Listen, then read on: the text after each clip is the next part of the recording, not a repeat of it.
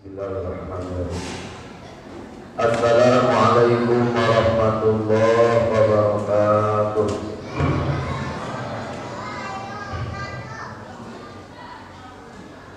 Innal hamdalillah nahmaduhu wa nasta'inuhu wa nastaghfiruh wa na'udzu billahi min shururi anfusina wa min sayyiati a'malina may yahdihillahu fala mudilla lahu wa may yudlilhu fala hadiya lahu. Asyhadu an la ilaha illallah wa asyhadu anna Muhammadar Rasulullah. Allahumma shalli wa sallim ala sayyidina Muhammadin bin Abdillah wa ala alihi wa sahbihi wa mawalah ma ba'du. Jamaah salat isya wa salat tarawih yang dirahmati Allah Subhanahu wa taala. Puji syukur alhamdulillah kita panjatkan kehadirat Allah Subhanahu wa taala malam ini. Alhamdulillah di malam ke 20 ya Pak? 19 Pak? 20. Alhamdulillah di malam ke-20 ini kita masih bisa istiqomah untuk bisa melaksanakan aktivitas ibadah kita di bulan suci Ramadan tahun ini.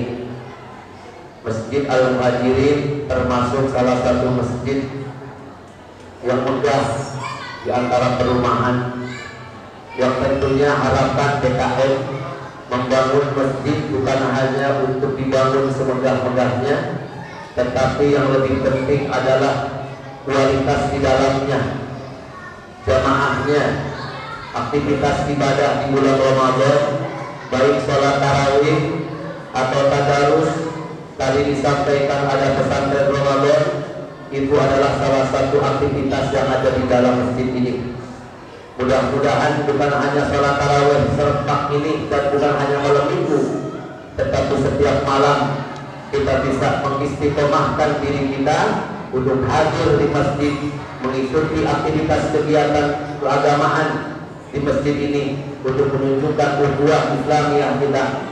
Mudah-mudahan dengan kita selalu kompak, Allah Subhanahu wa taala memberikan keberkahan buat kita, khususnya warga di Masjid Al-Muhajirin.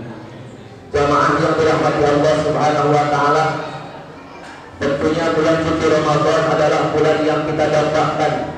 Dari bulan Rajab kita berdoa, Allahumma barik lana fi Rajab wa Sya'ban wa ballighna Ramadan. Dibaca berulang-ulang, kita memohon kepada Allah agar Allah beri keberkahan. Rajab Allah beri keberkahan, Sya'ban sampai tadi Allah pada bulan Ramadan. Dan hari ini kita sudah ada di akhir 10 akhir Ramadan, di mana 10 akhir Ramadan adalah pembebasan dari api neraka. Buat orang-orang yang bisa melaksanakan qiyamul Ramadan, qiyamul lail, termasuk salat sunnah tarawih bisa kita jaga di bulan Ramadan, di akhir Ramadan ini. Mudah-mudahan kita termasuk orang-orang yang akan dibebaskan oleh Allah dari api nerakanya Allah Subhanahu wa taala. Amin ya Allah ya rabbal alamin. Jamaah yang dirahmati Allah Subhanahu wa taala, Ramadan diturunkannya Al-Qur'an. Al-Qur'an diturunkan sebagai pedoman bagi kita, sebagai undang-undang yang tentunya bagi kita tidak begitu saja membuka Al-Quran. Kita bisa di dalam Al-Quran membaca, di sana kita akan bisa lakukan apa yang menjadikan dasar Al-Quran. Tentunya perlu penafsiran para ulama. Kita tidak mungkin langsung membaca Al-Quran, memaknakan Al-Quran, melaksanakan Al-Quran. Di dalam Al-Quran ada ayat-ayat muhkamat, ada ayat-ayat mutasyabihat, banyak sekali. Di sana yang perlu penjelasan orang-orang yang ahli Al-Quran. Para ulama sudah merangkumnya, berbagai banyak tafsir Al-Quran yang menjelaskan ayat per ayat bagi kita. Tinggal kita bisa mengkaji, bagaimana kita mengkajinya dan bisa mengamalkannya dalam kehidupan kita sehari-hari. Nuzulul Quran beberapa hari yang lalu sudah kita peringati, di mana di dalam Al-Quran terdapat hukum-hukum Allah bagi kita harus dilaksanakan. Nah, jamaah sekalian yang dirahmati Allah Subhanahu wa taala, termasuk rangkaian Al-Quran ada sifat-sifat yang harus kita pahami. Di sana ada sifat-sifat yang Allah sangat benci kepada mereka. Di dalam hadis Sahih riwayat Ibnu Hibban, Baginda Rasulullah Shallallahu Alaihi Wasallam pernah menyampaikan beberapa sifat yang sangat dibenci oleh Allah. Mudah-mudahan kita termasuk bisa menjauhi hal-hal ini, karena ini sudah termasuk rangkaian di dalam Al-Quran. Mudah-mudahan jika kita mengamalkan dalam arti menjauhi sifat-sifat ini, kita termasuk orang-orang yang bisa mengamalkan sedikit banyaknya di dalam Al-Quran Al-Karim. Yang pertama, sifat yang dibenci oleh Allah Subhanahu wa Ta'ala adalah Ya'budiyyin. Sifat Ya'budiyyin adalah sifat takabur, sifat sombong. Ini sifat yang sangat dibenci oleh Allah Subhanahu wa Ta'ala. Bahkan sifat sombong ini adalah sifat yang pertama kali muncul ketika di dalam surga Allah Subhanahu wa Ta'ala iblis laknatullah, dilaknat oleh Allah Subhanahu wa Ta'ala, dikeluarkan dari surganya Allah, dari kenikmatan yang melimpah di dalam surga gara-gara sifat sombong.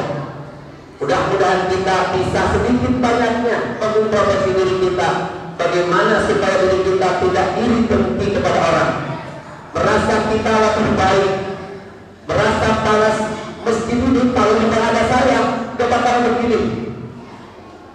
DKM tidak menyampaikan sumbangan, tidak sebutkan namanya, marah-marah dan sebagainya. Ya, ini adalah sifat-sifat yang harus kita jauhi. Sifat yang harus kita timbulkan adalah sifat tawadhu tentunya. Guru saya Ainul kalau sedangkan pasti pernah menyampaikan, ya, di dalam penjelasan beliau, jika kita ingin sombong itu hilang dari diri kita, coba usahakan ketika kita melangkah dari rumah, bangun dari tidur, kita beriktikad, ya Allah, bagaimana caranya supaya ketika ketemu dengan orang itu lebih baik dari saya. Jadi ketika bangun kita sudah punya niat, ya Allah, ketika nanti saya ketemu dengan orang siapa saja, pandang mereka lebih baik dari saya.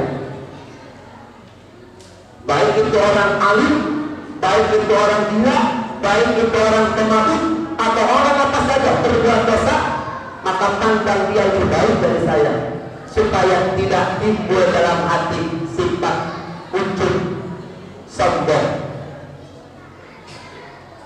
Jamaah yang dirahmati Allah Subhanahu wa Ta'ala, yang kedua adalah jawabi adalah sifat rakus. Sifat ini salah satu sifat kata Nabi yang dibenci di dunia ini oleh Allah Subhanahu wa Ta'ala. Yang ketiga adalah sahabat bil aswad, yakni orang-orang yang karena kerakusannya mereka menghalalkan segala cara. Karena dari sifat rakusnya timbul dia tidak memandang yang penting saya bisa memiliki, yang penting saya bisa sesuai dengan yang diharapkan, apa dapat yang saya inginkan diraih. Saya tidak melihat perkataan saya menyakitkan, sikap saya menyakitkan orang lain, tidak peduli. Yang penting yang saya inginkan saya dapatkan. Yang selanjutnya adalah primarin bin nahar, adalah menjadi orang keledai di siang hari. Keledai di siang hari adalah sifat keledai, Pak. Keledai itu tidak peduli sama orang lain. Jadi salah satu sifat yang harus kita tanamkan, bagaimana caranya kita memiliki sifat yang peduli kepada orang lain. Tadi ada santunan anak yatim, itu bukti bahwa DKM Masjid Al-Muhajirin membuktikan kepedulian kepada orang lain, termasuk kepada anak yatim. Yang selanjutnya adalah jifatin bil lail, adalah menjadi bangkai di malam hari, apalagi bulan Ramadan. Jadi menghabiskan malam Ramadan yang tidur aja, ya, pulang kerja maghrib, makan buka, habis itu kekenyangan, istirahat. Dia bangun-bangun sahur, baru aja makan, belum aja kayaknya keluar, sudah makan lagi, tidur lagi. Itu adalah sifat yang sangat dibenci oleh Allah Subhanahu wa taala. Mudah-mudahan kita bisa introspeksi diri kita masing-masing. Jangan sampai kita tadi Pak ya, ini tidak saya katakan semua, sehubungan waktu mungkin biar tidak terlalu malam. Mudah-mudahan sedikit banyaknya yang saya sampaikan malam ini, sifat-sifat tadi yang dibenci oleh Allah, paling tidak kita semua jauhi ya. Bagaimana berusaha kita dicintai oleh Allah Subhanahu wa taala, bagaimana kita termasuk hamba-hamba Allah yang disayang oleh Allah Subhanahu wa taala. Apalagi bulan Ramadan tahun ini, mudah-mudahan tahun Ramadan walaupun dengan pandemi yang terus berjalan, ini adalah bukti kasih sayangnya Allah kepada kita untuk bisa duduk terus di masjid, untuk lebih mendekatkan diri kepada Allah Subhanahu wa taala. 10 Ramadan ingat, mudah-mudahan Nabi mencontohkan 10 Ramadan kita lebih banyak duduk di masjid beriktikaf, membaca Quran, membaca salawat ya, dan lain sebagainya aktivitas ibadah. Mudah-mudahan masjid ini dibangun bersama-sama warga Blok B. Mudah-mudahan tidak hanya dibangun lahiriahnya saja, tapi batiniah jamaah yang ada dalam ini bisa memakmurkan sebaik-baiknya untuk mendekatkan diri kita kepada Allah Subhanahu wa taala. Terima kasih atas segala perhatian. Kurang dan lebihnya al-fakir mohon maaf. Billahi taufiq wal hidayah wa ridha wal inayah. Wassalamualaikum warahmatullahi wabarakatuh.